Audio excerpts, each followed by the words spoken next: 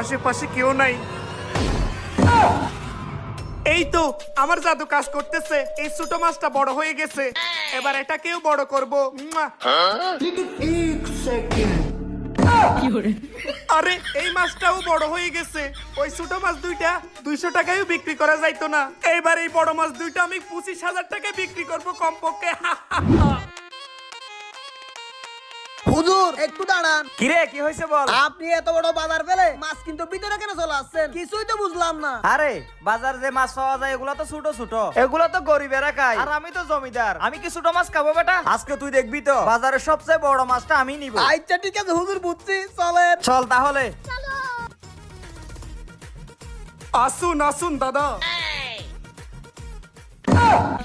এত বড় শৈল মাছ আমাদের বাজারে? বাবা তোমাকে তো চিনলাম না, তুমি কি এই বাজারে নতুন? সালাম দাদা, আমি কলকাতা থেকে এসেছি বাংলাদেশে বিজনেস করার জন্য। এসে শুনি আপনাদের দেশে নাকি মাছের বিজনেস ভালোই চলে, সেজন্য এই ঢাকা থেকে দুইটা বড় মাছ নিয়ে আপনাদের এলাকায় আসছিলাম। মাইরি বলছি 2-4 ঘন্টা ধরে বসে আছি, কোন হালারে কিনার সাধ্য নাই, সব হালাই গরিব। এখন ভাবতেছি আবার গাড়ি করে এই মাছ দুইটা নিয়েই যাব।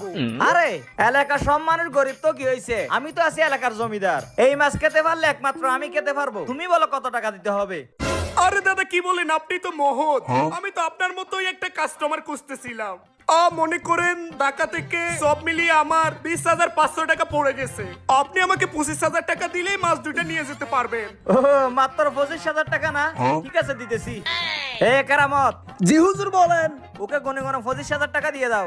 আচ্ছা ঠিক আছে হুজুর, দিচ্ছি। এই মাছ দুইটা তো আমিই নিব।